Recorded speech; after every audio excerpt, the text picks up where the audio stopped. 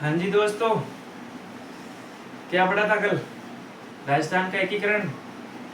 एकीकरण में क्या पढ़ा था? 10 लाख की जनसंख्या। याद है कुछ? रिवीजन करा? पहला चरण कौन सा संघ बना था? मत्स्य संघ, महाराणा भूपाल सिंह, मेवाड़। ठीक है। और 10 लाख की जनसंख्या। याद है कुछ? याद करा करो, रिवीजन करा करो, डेली के डेली। ठीक है। आज पढ़ेंगे हम चौथा चरण। ठीक है, राजस्थान के एकीकरण में। पार्ट पहला वीडियो डाल दिया कल एडिट करके, तो उसमें क्या थोड़ा टाइम लग जाता है, ज़्यादा बड़ा वीडियो होता है तो अपलोड करने में दिक्कत होती है हमें, तो उसको कट करके थोड़ा डालना पड़ता है। ठीक है। और बाकी सब बढ़िया ही चल रहा होगा मेरे हिसाब से। ठीक है। और देखो, मेरा पढ़ाने का तरीका थोड़ा अलग हो सकता है, क्योंकि मैं पहले स्लाइड पे लिख लेता हूँ, फिर आपको समझाता हूँ। क्योंकि अगर मैं साथ साथ में लिखूँगा तो फिर वो टाइम वेस्ट हो जाएगा और वीडियो लंबा चला जाएगा।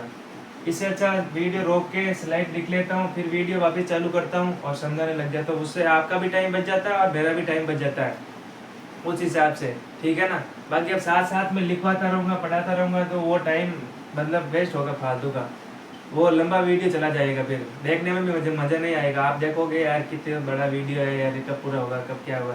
इससे जो स्लाइड लगाई, सीधा डायरेक्ट समझा रहा है, बस आपको तो समझना है, वही चीज़ करनी है कि देखना है तो समझना है। ठीक है, तो शुरू करें। शुरू करते हैं। मैं स्लाइड लगाता हूँ। ठीक है। हाँ जी दोस्तों, तो एक बात बताना मैं भूल गया था तीसरे चरण में, कि तीसरे चरण में महाराणा जो भूपाल सिंह थे ना, उन्होंने प्रीवी पर्स यानी पेंशन की मांग की थी सरकार से, कि रियासतें खत्म कर रहे हो तो हमें पेंशन दो, फिर हमारे पास पैसा कैसे आएगा। क्योंकि पहले टैक्स, लोगों से टैक्स लेते थे, सामंत टैक्स इकट्ठा करके राजा को देते थे, अब वो तो खत्म हो गई सिस्टम। तो उन्होंने कहा कि हमारे पे खाने का खर्चे का कौन देगा, तो उन्होंने अपनी तरफ से पेंशन की मांग की थी। तो सरकार ने फिर कैसे किया, 20 लाख का बंटवारा किया था सरकार ने, कि भाई औपचारिक प्रीव्यूअर्स जो मिलेगा 10 लाख मिलेगा। ठीक है। राज प्रमुख का जो वेतन रहेगा 5 लाख रुपए रहेगा, और जो धार्मिक अनुदान होंगे उनके लिए हम 5 लाख देंगे। ठीक है। ये बात तीसरे चरण की है। ठीक है ना। और आगे भी महाराजाओं को पेंशन प्रीव्यूअर चालू होगी, फिर एक दिन बंद भी कर दी जाएगी, वो आगे चलता रहेगा, वो लास्ट तक बताऊंगा मैं। ठीक है। तो चौथा चरण पढ़ते हैं। चौथा चरण में क्या हुआ, वृहद राजस्थान बना।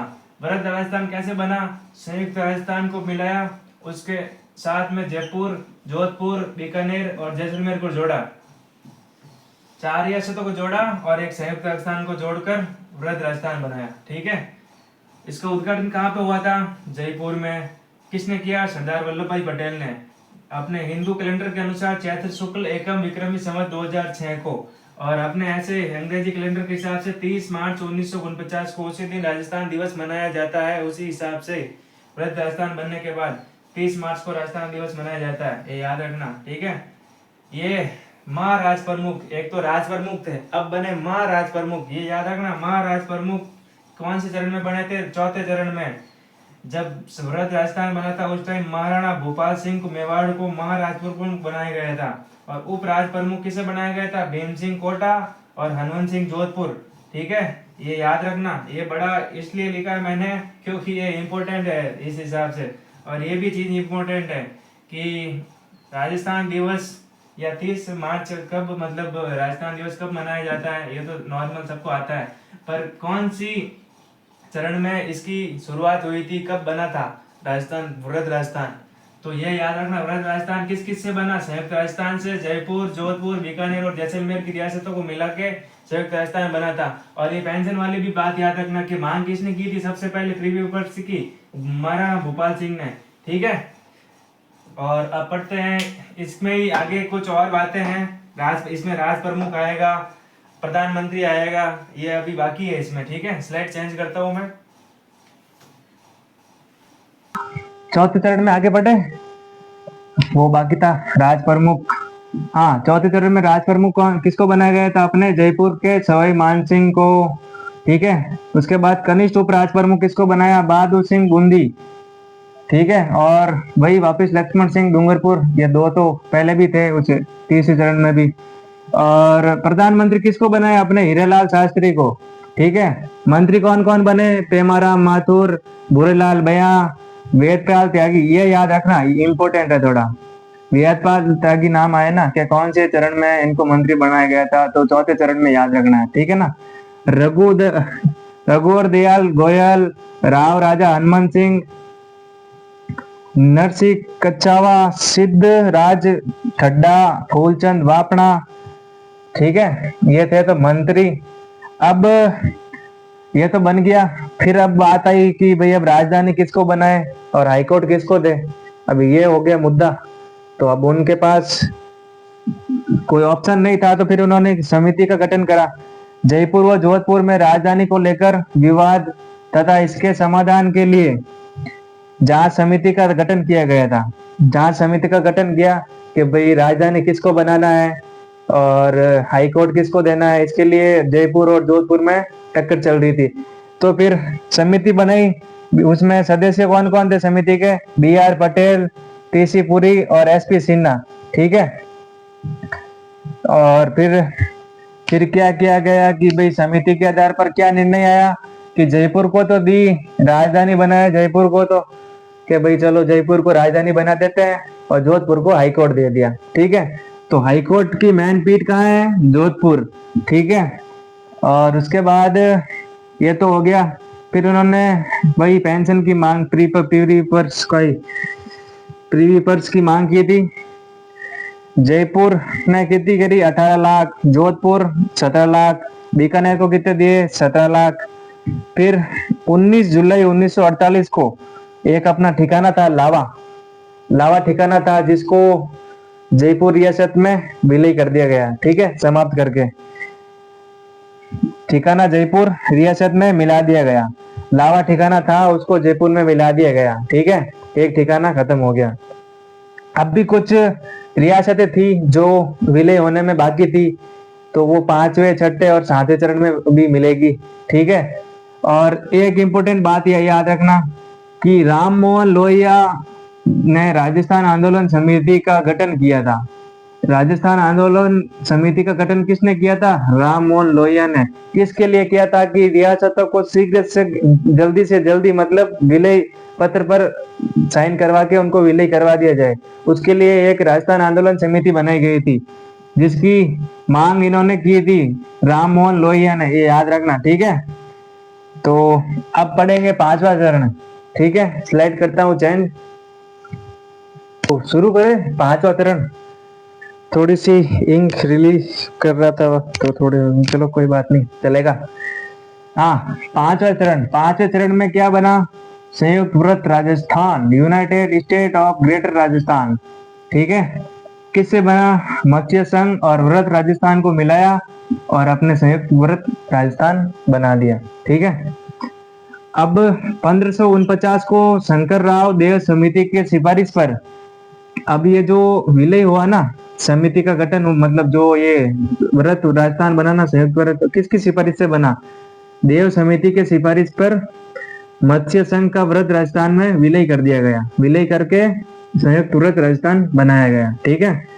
और अन्य इसमें राज प्रमुख, उप राज प्रमुख, प्रधानमंत्री वो पीछे वाले ही हैं, जो सेम पहले जो बने हुए थे ना व्रत राजस्थान के, ये तो उसमें विलय कर दिया था, फिर व्रत राजस्थान बना था, तो वो सेम ही है। ठीक है ना, इसमें कोई चेंज नहीं है।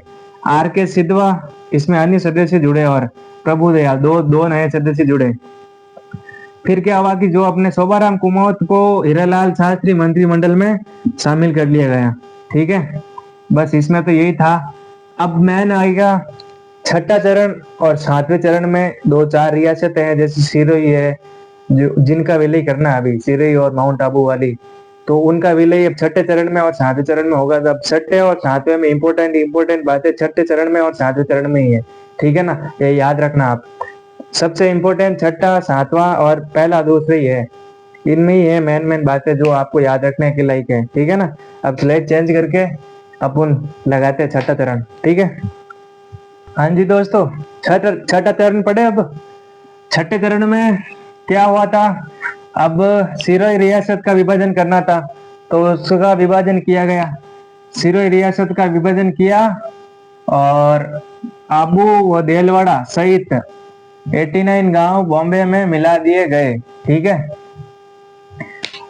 मतलब इसका विभाजन किया और याद रखना आबू देलवाड़ा सहित 89 गांव बॉम्बे में मिला दिए गए, मुंबई में, राजस्थान से अलग। ठीक है, तथा शेष सिरोही को राजस्थान में मिला दिया गया और जिसमें गोकुलभाई भट्ट का गांव भी शामिल था।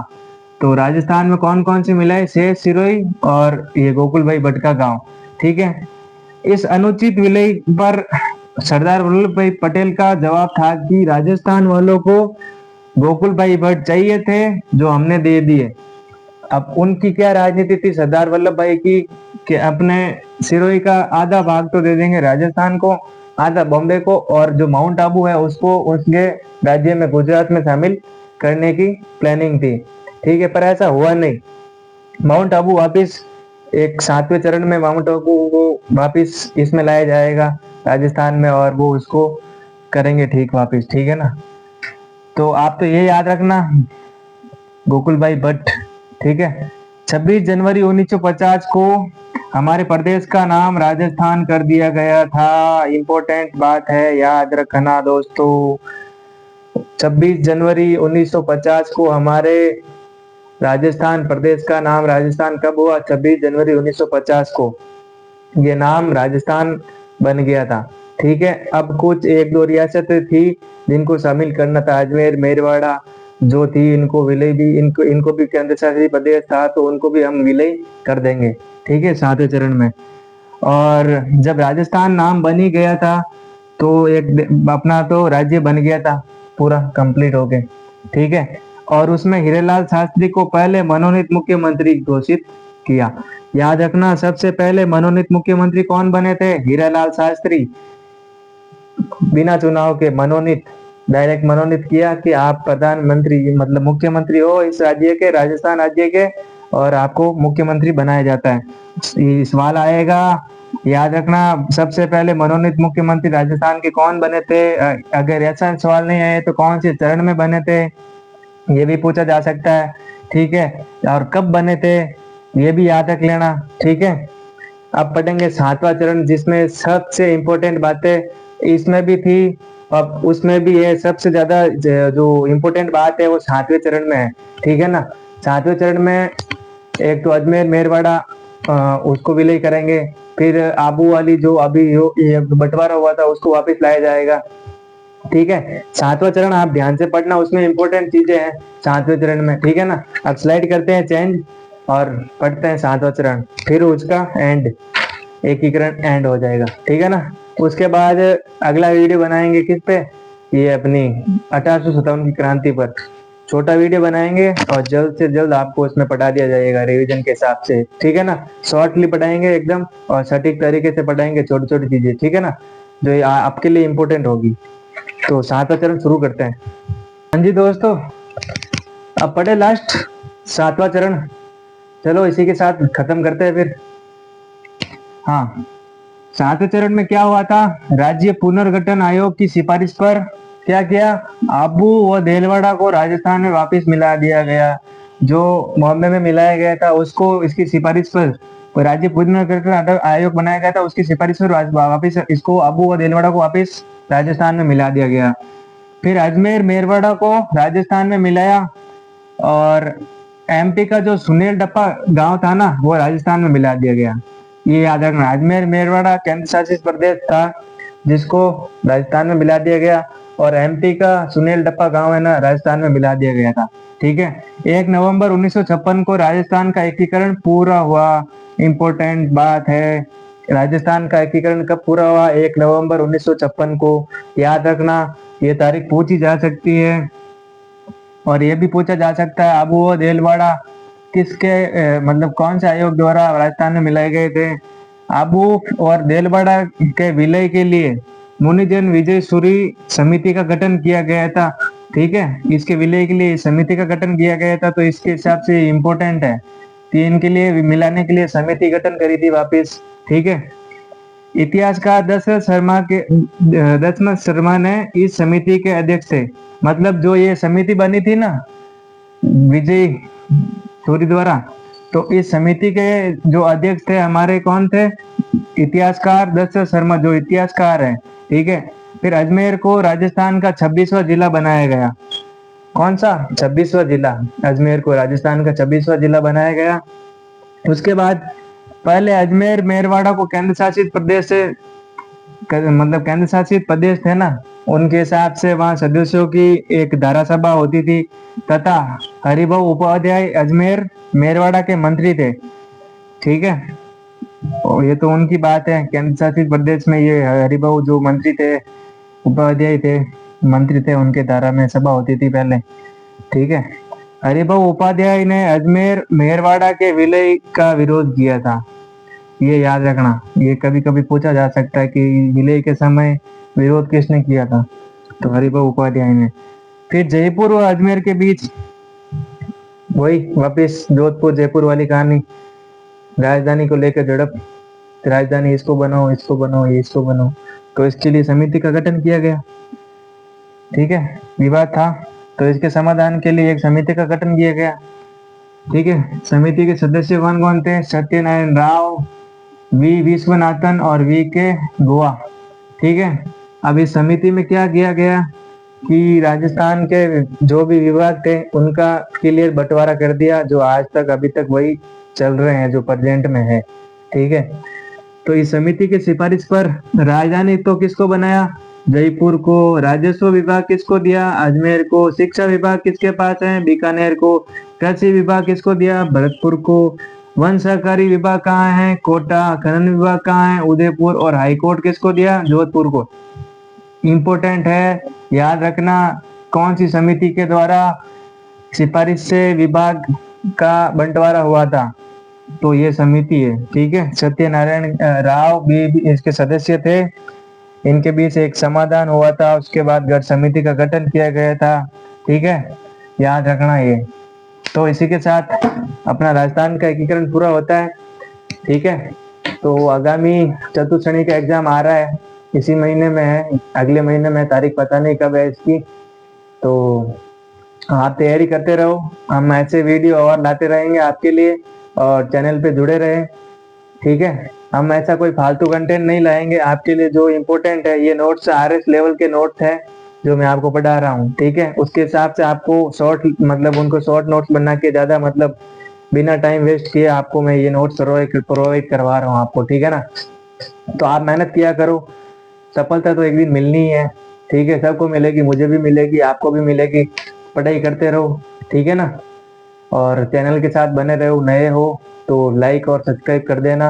रोजाना मैं 1-2 वीडियो डालता रहूंगा, क्योंकि चैनल अभी शुरू किया है मैंने, तो रोजाना 1-2 वीडियो डालूंगा स्टडी से, मतलब कौन सा भी सब्जेक्ट अलग अलग, जैसे कभी हिस्ट्री पर डाली तो उसकी एक प्लेलिस्ट बना ली, तो उसमें हिस्ट्री के डालूंगा नोट्स अच्छे डालूंगा। नोट्स मेरे पास जो हैं वो अपने बढ़िया हाथ से लिखे हुए नोट्स हैं। और अगर PDF टेलीग्राम पे PDF डाल दूंगा, एक बार सब्सक्राइबर बढ़ जाएं तो उसके हिसाब से फिर जो टेलीग्राम पे आके जुड़ेगा उसके लिए टेलीग्राम पर मैं नोट्स प्रोवाइड करवा दूंगा। और नोट्स ऐसे प्रोवाइड होंगे, आप देखोगे ना, आपको इंटरेस्ट आएगा कि वास्तव में नोट्स अच्छे बनाए थे। ठीक है। थोड़ा सपोर्ट चाहिए, लाइक और सब्सक्राइब कर देना आप। ठीक है। और बाकी आप पढ़ते रहो, और बोर्ड से स्लाइड जब मैं लगूँ तो आप स्क्रीनशॉट भी ले करो और साथ साथ में पढ़ते रहो। ठीक है। आज के लिए इतना ही, अगली वीडियो में मिलते हैं। धन्यवाद।